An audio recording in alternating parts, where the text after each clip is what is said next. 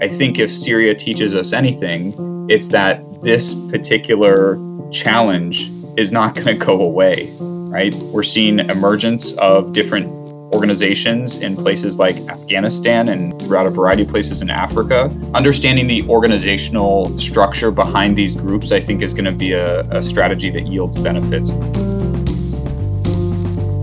A successful armed group is like successful business, right, in terms of human resources. And, one of the groups, Jabhat al-Nusra, that was extremely popular in terms of getting fighters, they were even providing their fighters diapers for the kids. So all those small things that they provide as benefit to their fighters actually increases how competitive this group is in hiring. Welcome to episode 5 of the Irregular Warfare Podcast. Your hosts today are myself, Kyle Atwell, and my co-host, Nick Lopez. In today's episode, we examine the inner workings of non-state armed groups in the Syrian civil war, such as ISIS and the Free Syrian Army. We talk with two researchers who have conducted interviews with fighters on the front lines and studied official documents captured from groups like ISIS. By taking a deep look at how insurgent groups actually function day to day, our guests argue that these groups face the same bureaucratic challenges as any other organization. This research uncovers hidden rifts within these groups with powerful implications for how to either destroy them or how to identify potential partner forces in an unconventional warfare campaign. Dr. Vera Miranova is a Russian-American academic and a visiting research fellow at Harvard University. She is the author of the book From Freedom Fighters to Jihadists: Human Resources of Non-State Armed Groups, which is based on more than 600 interviews with local civilians and fighters on the front lines in Syria and Iraq. Dr. Dan Milton is the Director of Research at the Combating Terrorism Center and an Associate Professor in the Department of Social Sciences at West Point. He has published multiple articles which examine capture ISIS documents, and he regularly briefs the U.S. government intelligence community and Department of Defense. You are listening to the Irregular Warfare Podcast, a joint production of the Princeton Empirical Studies of Conflict Project and the Modern War Institute at West Point, dedicated to bridging the gap between scholars and practitioners to support the community of irregular warfare professionals. Here is our conversation with Vera and Dan.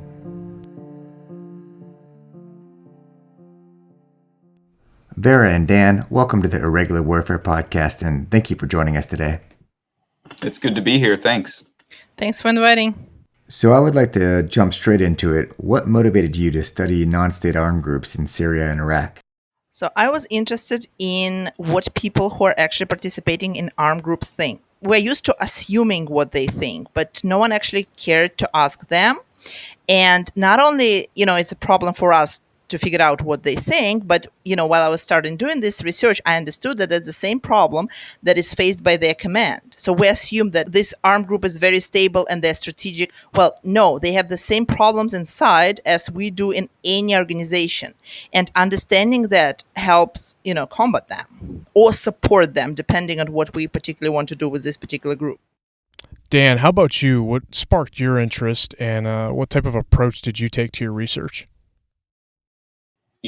One other approach, and this is more where some of the work that I've done comes in, is to look at the materials that they produce, whether that's propaganda, whether that's spreadsheets and bureaucratic documents. All of these things, when put together, can provide a really illuminating picture of why organizations function the way that they do, and alternatively, what we can learn about their strengths and weaknesses, and hopefully how we can kind of craft policy to go after them more effectively.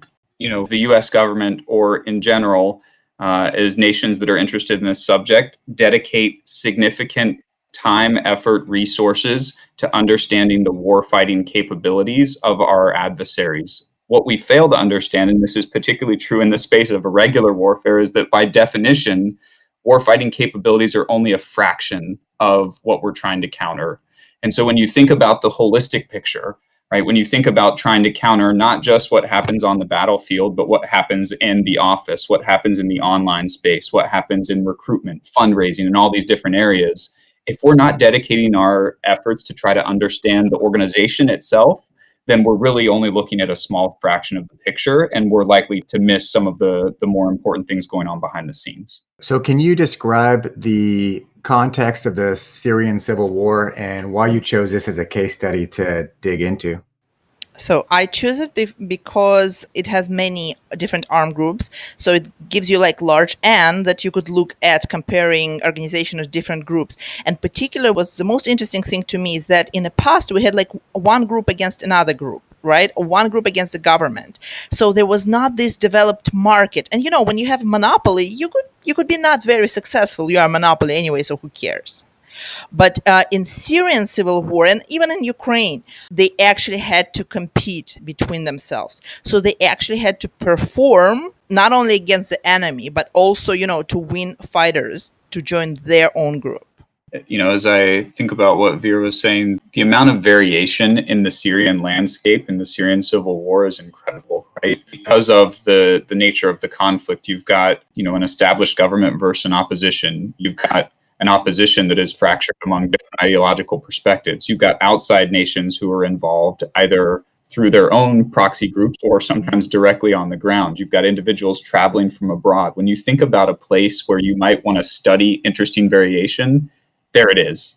Yeah, and you both have suggested it, but the thing that struck me about this civil war is the number of non-state actors involved. I mean, do we have a kind of idea of how fractionalized the non-state actor, the rebel group opposition actually was? I had no idea what's going on there till I actually started counting them. So the thing is that we were actually joking that they, on the first 2 months of the Civil War, they ran out of names for armed groups.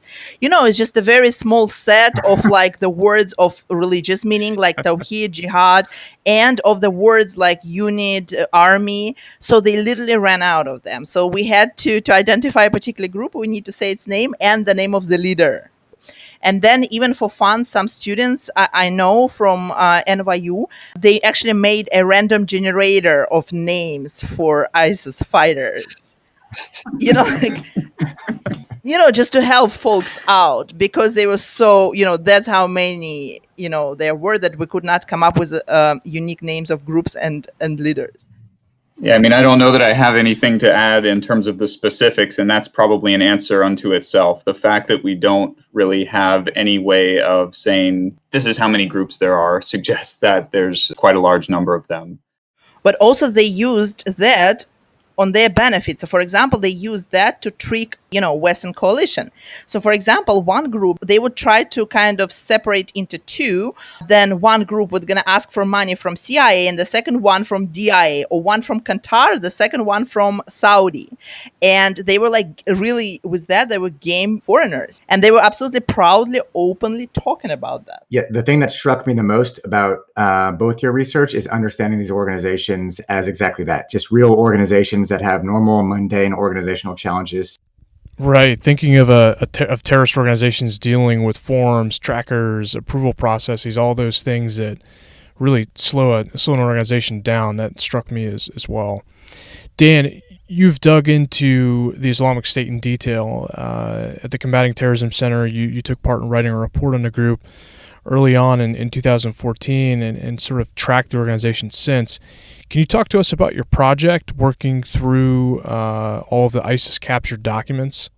The Islamic State is headed at the top by a delegated committee, right? So a group of individuals who essentially set the policy and tone for a lot of what the organization does at the ground level. And this project is looking at several hundred documents that were issued by this committee. And I think it's so interesting to look at those documents and see that they are dealing with the highest of ideological objectives and the most kind of boring and mundane issues that you would expect an organization to have to deal with. And they're doing it within the space of the same day. So on one morning, they're going to be sending out something that talks about the strategic objectives of the organization. And then they're going to follow it up with, by the way, pay your parking tickets or make sure that you release cars from impound, right? There's just such interesting disparity in the kind of things that these groups are dealing with. And I think it's a good reminder that at the end of the day, one of the primary mistakes that we can make when trying to engage with these groups is simply to assume that they are all of one mind, right? United towards a purpose. I wouldn't expect that anymore at any other organization. And yet somehow I tend to levy that against an organization like ISIS or al-Nusra or one of these non-state groups when, as Vera points out, they're dealing with a lot of the same kind of challenges that we might. Kyle and I were actually talking about this a bit before the recording. on how both of your works changed how we look at non-state groups, and how there's I guess a possibility to expose some of these bureaucratic fault lines within non-state armed groups, just exploiting some of their systems and processes where they have operational inefficiencies. Yeah, I mean, and when we think about trying to understand these groups, it's so easy to get wrapped up in the 5-meter target. And it's not because the 5-meter target isn't important. You have to find the individuals, you have to fight the battles, you have to do those things. But at the end of the day, the war is about that kind of broader 20-meter perspective. The individual that you're seeing at the 5-meter perspective has been produced by a process and an organization that is operating behind the scenes, right? That kind of 20-meter perspective. And so when you take the opportunity to look beyond the near-term focus points, I think you can see a lot more of that. And hopefully it's useful, right, at that 5-meter perspective. But also talking about killing person at 5 range. Maybe by understanding the organization, we're gonna realize that a particular person in an enemy group should not be killed just because he is like the worst person they have in this chair. So maybe, it's very beneficial to actually leave him in this chair and protect him with, all our force, just because he's so dysfunctional that he's actually, benefiting us. Just leave him in place. No, I mean, let him drag the in all organization, down. guys, think about your own offices you work in, right? There is some guy who is sitting on some chair that you're like, organization would be so much better without him. And the same thing was in ISIS, and then miracle, the bomb hits, and the whole ISIS were like, thank you, Just America. To be clear, we're making the figurative correlation between Hellfire missiles and pink slips, right? Not intended to be literal here, of course. Right. Yeah, and from the external perspective, we kind of just look at him as, here's a bad guy, we got to, remove him. But what you're saying is the level of analysis should go way deeper than that, essentially. The decision shouldn't just be position-based, right? Yeah. You got a guy in a chair, I guess we're going to take him out of the chair. In some cases, to Vera's point, we may actually enjoy having him in the chair, or at least it might yield some more benefit to us by his ineffective abilities than anything else.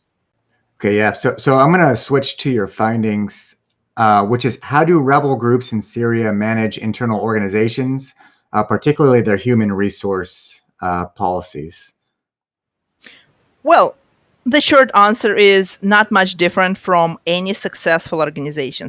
A successful armed group is like successful business, right, in terms of human resources. And, one of the groups, Jabhat al-Nusra, that was extremely popular in terms of getting fighters, they were even providing their fighters diapers for the kids. Because you do understand, it's not like only about money. So all those small things that they provide as benefit to their fighters actually increases how competitive this group is in hiring. Yeah, so I think that one of the things that's been so interesting to me about some of the work that I've been doing recently is, particularly within the Islamic State, the entire apparatus that was designed to cater to the fighter, essentially is what Vera is describing. And so think about it in this perspective, right? If you join a normal kind of multinational corporation, you would expect to have health benefits, you would expect to have some paid time off, you would expect to have maybe a gym membership, whatever the case might be. And so within the Islamic State, and this organizational style has been mirrored in a number of other places, you have a Department of War Spoils that is responsible for cataloging, but also distributing things that are taken from the battlefield. You have the Department of Soldiery, if you will, that is responsible for fighters' well-being. It's called the Mujahideen Affairs Office, right? And they're responsible when an individual comes in, not just to make sure that they know where the mess hall is, but also to make sure that from a family perspective, they are, quote unquote, taken care of. Just to follow up on Dan's point, a lot of foreign fighters were complaining about the bureaucracy that they have to deal with in ISIS, to get everything. So I just want to, congratulate Dan that has now to work with all this paperwork that no one could, basically, it's so complicated that even the guys inside the group are not able to figure it out. It's funny, Vera, you make a great point. I really despise, despite the fact that they're all wonderful people, dealing with my own organization's human resources. And yet here I am gleefully going through the human resources records of someone else. I don't think anyone enjoys dealing with their own bureaucratic systems. So one of the things I've been thinking about is if an insurgent candidate wants to join a group, what does that future fighter look for after interest alignment?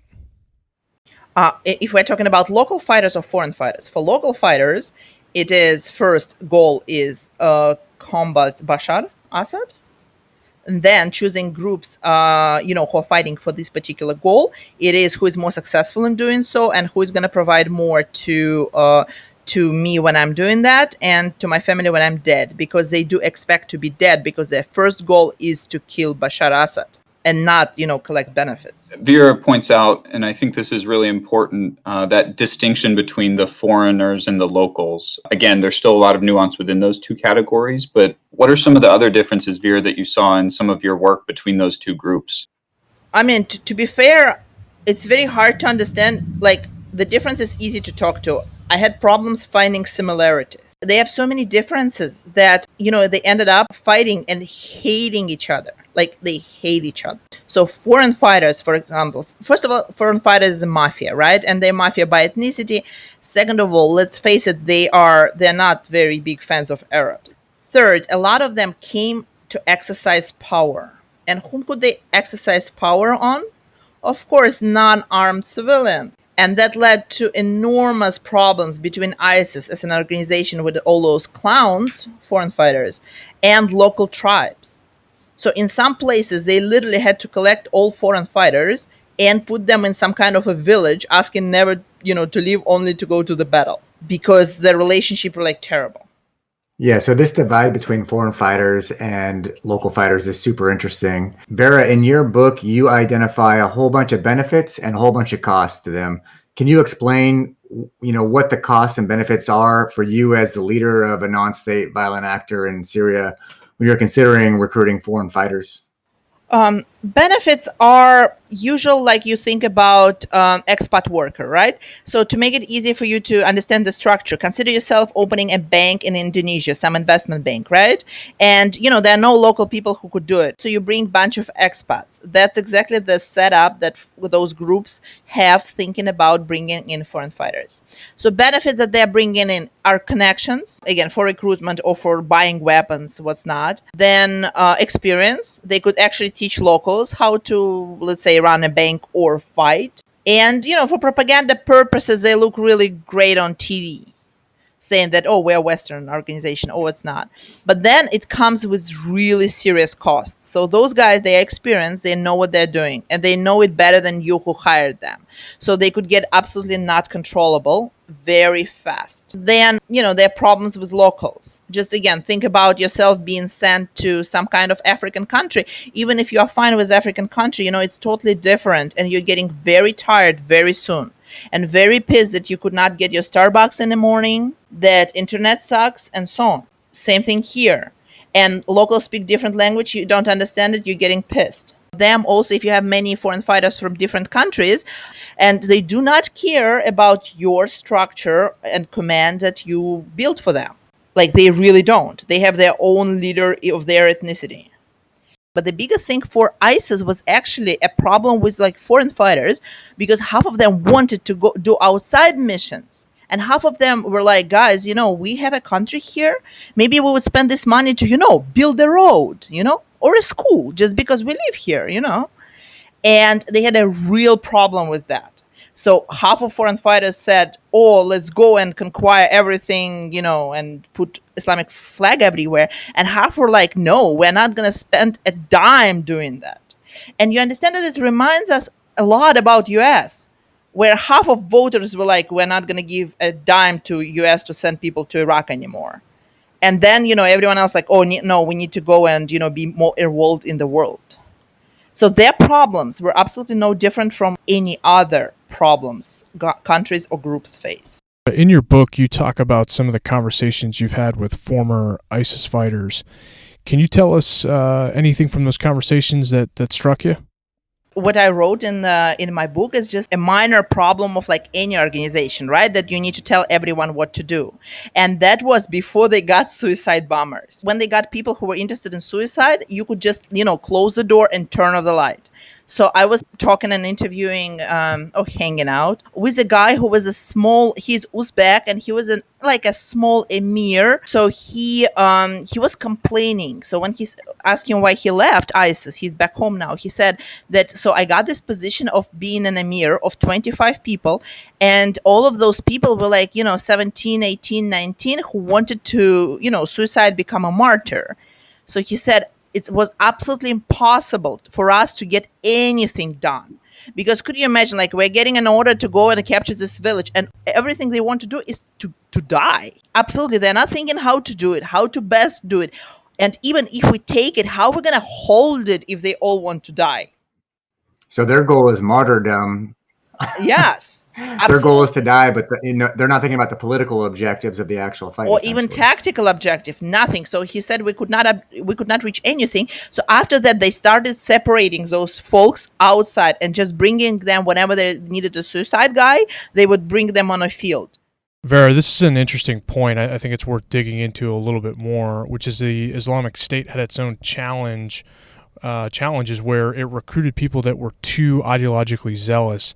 And ISIS eventually had to tamp down their ideology. So yeah, when they were recruiting, they could not check who is actually into ideology and who is not. So they got a bunch of people that were fine in the beginning, because in the beginning everyone was busy fighting, right? So even they didn't quite care about anything other than to stay alive. So, but then when they actually controlled the territory and started living life, those folks who were into ideologies, they started spending more time being into ideology. And they got to the very, just basically talking to each other about it. They developed their own concept. And those concepts were not anywhere close to the ISIS, official opinion. But the most important thing about those guys, that those guys came to die what they believe in. So when they are accusing ISIS leadership of not being Muslim, that's what their point is, right? They are actually they're not going to go home. No. They actually are going to kill non-Muslim. That's their goal. So that's why they became dangerous, because they were actually attacking members of ISIS internal security. They were killing them. That was the issue. Not only to say that they had a problem with the ISIS rules, which is actually funny in itself. So, for example, one of the things those so-called chain takfiris did was, ISIS, one of the most successful ISIS tactics was to put uniform of Iraqi military on, right?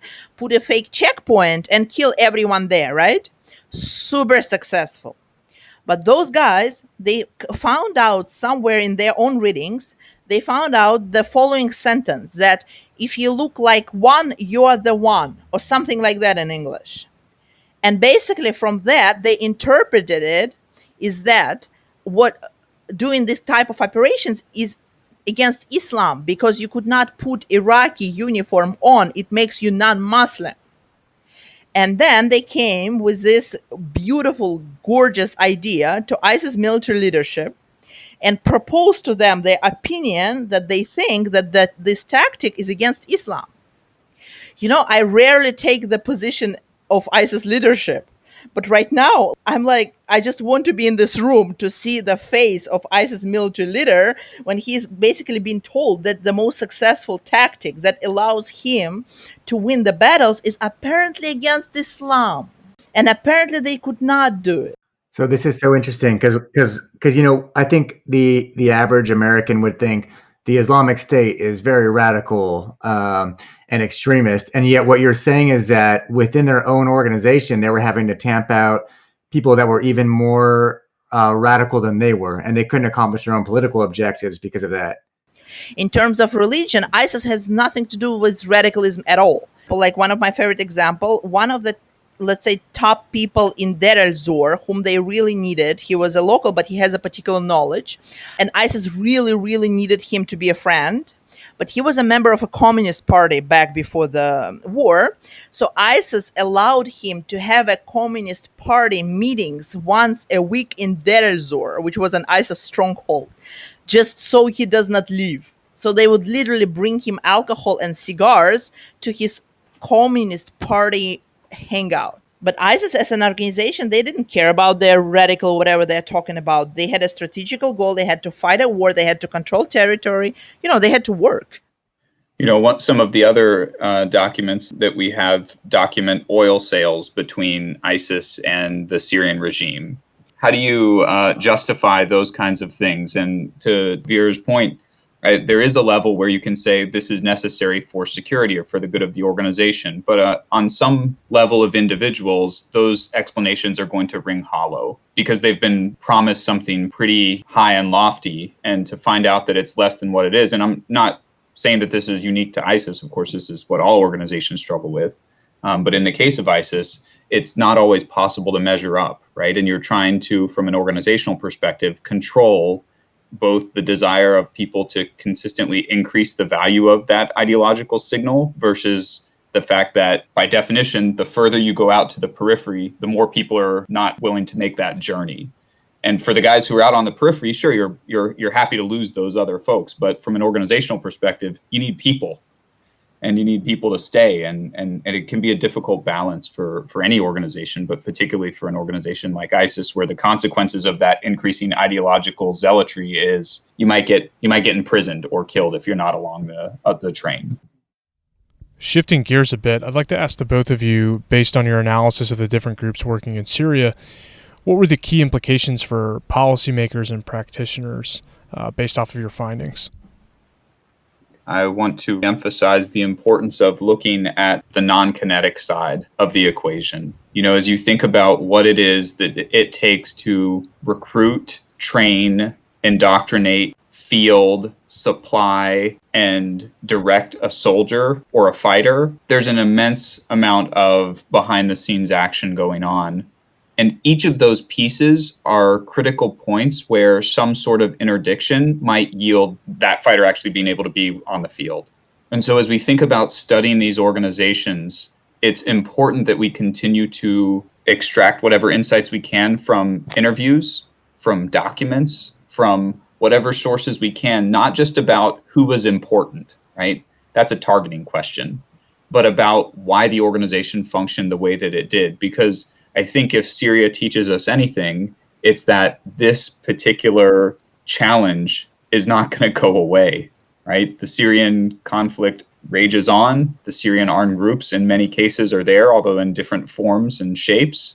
We're seeing emergence of different organizations in places like Afghanistan and throughout a variety of places in Africa. Understanding the organizational structure behind these groups, I think, is going to be a strategy that yields benefits. So how do you fix that? Is that a policy issue, or is that a part of military doctrine? Like, what do you see as the way forward to taking advantage of these internal organizational cleavages within these groups? From an organizational perspective, in terms of structure and culture, we're pretty far behind what some of these groups have put in place to try to exploit the information side of the battle. And it's not about being more fancy. It's not about putting out more products. It's about creating a structure that allows you to have kind of an enduring, sustainable contribution to that area.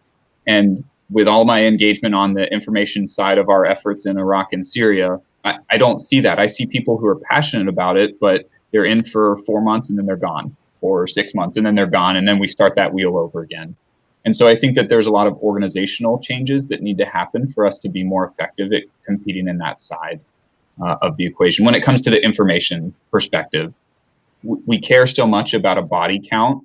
And that's not to say that an individual operator cares about that, but as kind of an organization, that's something that we care a lot about, is being able to say, we killed this many bad guys, or we took back this percentage of territory. And consequently, we dedicate a lot of resources to doing just that. I've read a lot of interrogation reports, and it's so interesting to me how much time they spend focusing on, right, finding the next individual to go after. So when I'm sitting down and talking to this high value target, I'm sitting there saying, hey, what can we do to figure out who the next high value target is? At one point, I sent some questions to some of the interrogators that were more information oriented, more strategic oriented, more exploiting the fissures, if you will. And the response that I got was, we don't have time to ask those kinds of questions. Okay, I understand that, and I'm not ignorant of the pressures that we're under. But at the end of the day, if we're not willing to engage in asking those types of questions to people, then we're not going to learn. And we're going to continue to be really excellent at finding the next target. So you're both saying that we're too focused on the kind of find, fix, decapitation strategy cycle, and not focus on the larger, how do we deconstruct this organization type of process? Although there certainly are exceptions. Yeah, because we need to I report. would agree with that. Sorry, Vera. I think because we need to report short-term gains. And to your point earlier, Kyle, I think that a lot of these changes are at the policy or the kind of the strategic level, if you will, and that the individuals who are doing the tough work are often doing it as best they can given the constraints that they operate in. If we're trying to pick a local actor to support, as the U.S. did in Syria with the Free Syria Army, what are kind of the implications of your research on who we should be looking at to support and how to approach them? I was really, really having fun when I heard the first time when we were supporting someone in Syria that we need to vet them.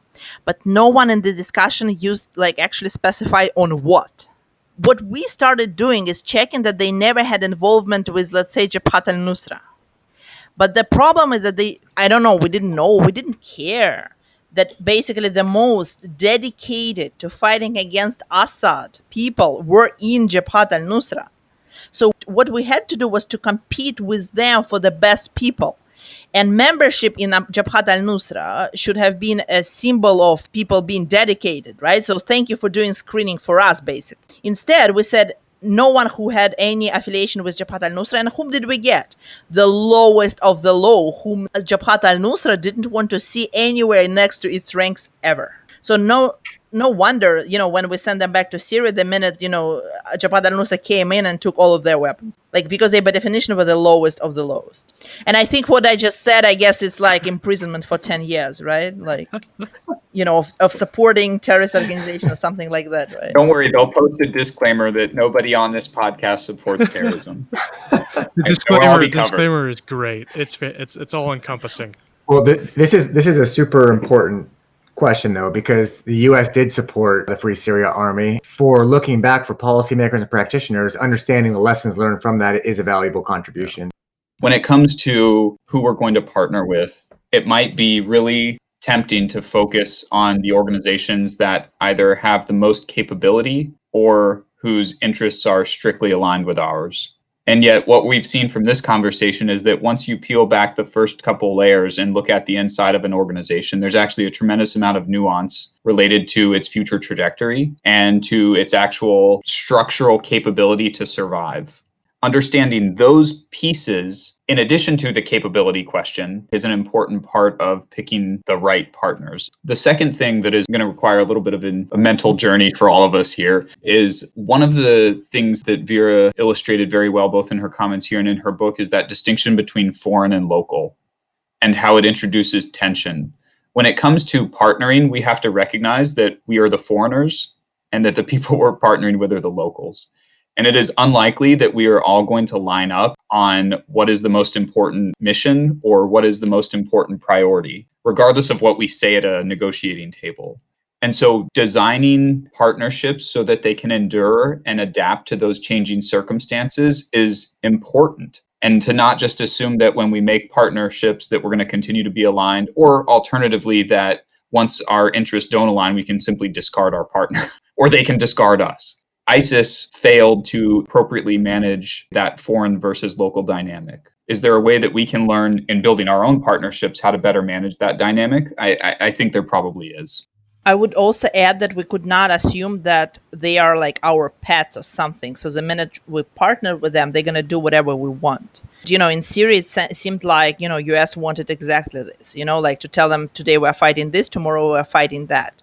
Vera's comments make me think exactly of even the terminology that we sometimes use. We describe partners as proxy forces in some cases. The word proxy implies some sort of a subordinate relationship.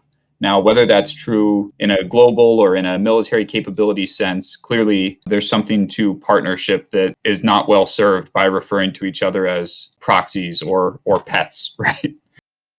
the title of the podcast is the Irregular Warfare, right? Podcast. And as we think about irregular warfare and we think about the definition of what irregular warfare is, right? It's conflict between state and non-state for legitimacy and influence over a population. And I think about all that Vera and I have shared and kind of learned about the internal nuances of organizations, how they manage talent, how they recruit, how they try to manage disparate parties.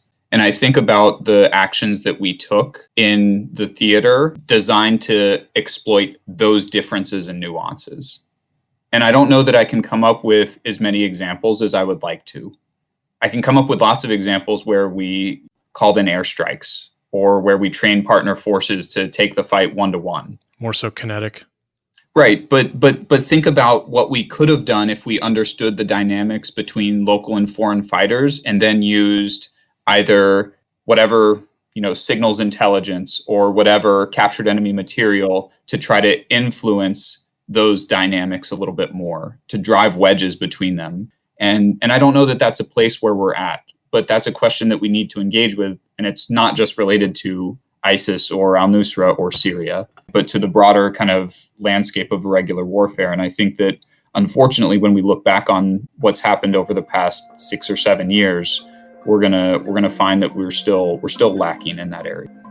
And this is a good place to stop, but I want to thank both of you for coming on to the Irregular Warfare Podcast today. This has been a great conversation. Thank you for the time. It was enjoyable. Thank you. Thanks again for listening to episode 5 of the Irregular Warfare Podcast. We release a new episode every 2 weeks. In our next episode, we will discuss proxy forces in Africa with Dr. Ellie Berman and Major General Hicks. After that, we will continue the conversation with Dr. Berman, and we will be joined by Ambassador Ryan Crocker to focus on proxy warfare in the Middle East. Please be sure to subscribe to the Irregular Warfare Podcast so you don't miss an episode. You can also follow and engage with us on Twitter, Facebook, or LinkedIn. One last note, what you hear in this episode are the views of the participants and don't represent those of West Point, the Army, or any other agency of the U.S. government. Thanks again, and we will see you next time.